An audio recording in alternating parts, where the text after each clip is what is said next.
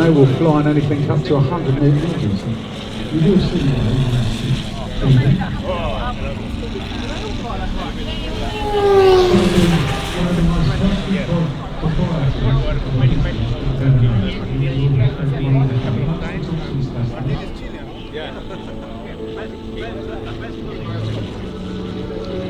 So you see the Dago Red coming in from the right.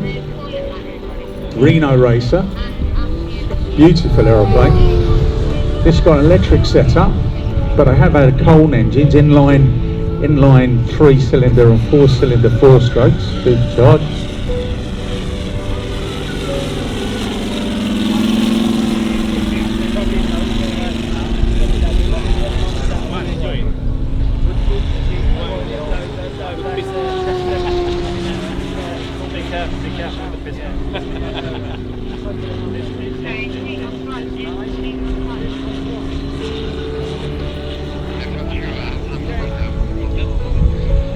Sorry people, I'm stuffing my face with cake.